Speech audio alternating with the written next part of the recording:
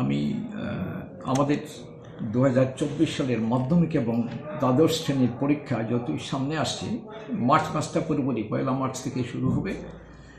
আর March মাসটা পুরোপুরি প্রায় আমাদের পরীক্ষা চলবে।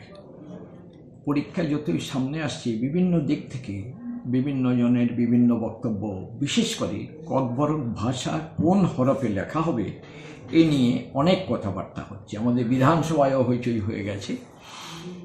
তো এই ব্যাপারে কয়েকদিন আগে গত 29 এবং 30 জানুয়ারি আমাদের এখানে সারা ত্রিপুরার আগামী পরীক্ষার যে সমস্ত সেন্টার যে আছে, সেন্টারগুলোর যারা দায়িত্বপ্রাপ্ত অফিসার আছেন, এদের আমাদের উপরের কনফারেন্স হলে মিটিং হয়ে গেছে।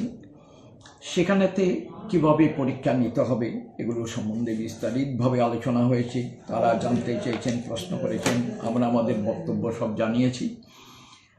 তারপরে আমি আমার এই প্রসঙ্গে আপনি যে জানতে চাইলেন ককবরক ভাষা যারা পরীক্ষা দেবে ওদের হরফের ব্যাপারটা, সে ব্যাপারে আমি বলেছি বোর্ডের শুরু থেকে, ধরুন 40 বছর আগে থেকে ককবরক ভাষা যখন ত্রিপুরা বোর্ডে ককবরক ভাষায় পরীক্ষার্থীরা পরীক্ষা দিতে পারে, তখন থেকেই ওরা ককবরক ভাষা বাংলা হরফে পরীক্ষা দিচ্ছে।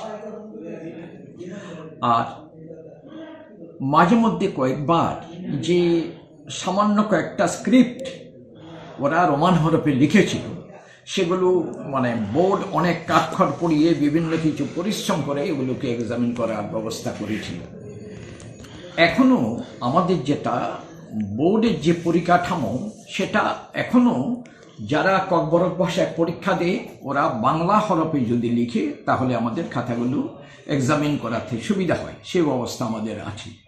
তো গত 29 এবং 30 তারিখ যারা এসছেন বিভিন্ন কেন্দ্রের পরীক্ষা কেন্দ্রের দায়িত্বপ্রাপ্ত, ওদের আমি বলেছি যে আপনারা যারা ককবরক ভাষায় পরীক্ষা দেবে ছেলেমেয়েরা, ওদের বলে দেবেন ওদের যে স্ক্রিপ্ট সেটা যেন ওরা বাংলায় লিখে, আর যদি রোমান হরফে লিখে চাইলে তাহলে আমাদের খাতাগুলো এক্সামিন করাতে একটু সমস্যা হবে।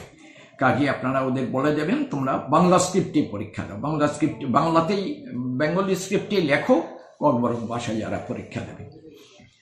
আর এমনিতে পুরো পরীক্ষার জন্য আমি যেটা বলেছি যে আপনারা প্রত্যেকটা কেন্দ্রের পরীক্ষা কেন্দ্রের কাছাকাছি যেটা নিয়ারেস্ট পুলিশ স্টেশন বা পুলিশ ফাঁড়ি যাই আছে, সেখানে আপনারা পরীক্ষার পুরো রুটিন একটা দেবেন এবং ওদের অনুরোধ বলে দেবেন যে দেখুন আমাদের এখানে এই মার্চ মাসটা পুরোপুরি পরীক্ষা হবে, এই দিন পরীক্ষার রুটিনটা দিলাম আপনাদের।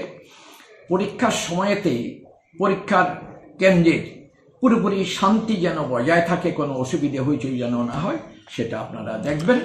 এই জন্য আপনারা যারা দায়িত্বপ্রাপ্ত এখানে অফিসার আছেন একটু আমাদের কেন্দ্রটা দেখে যান।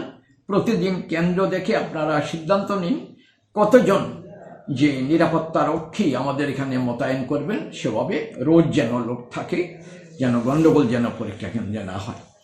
আবার হঠাৎ করে বাইরে থেকে অনেকে ঢুকতে পারে বা এই সেই হয়েছে গণ্ডগোল, কেউ মাইক বাজাতে পারে, কোনো পরীক্ষা কেন্দ্রের শান্তি যেন বিঘ্নিত না হয় সেটা আপনারা দেখবেন।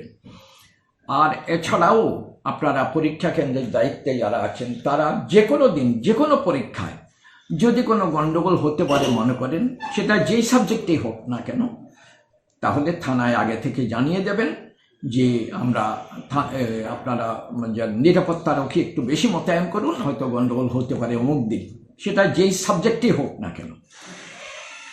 এই কথাগুলোই আমি বারবার যারা ডেপুটেশন দিতে এসছেন এদের কাছে আমি বলেছি।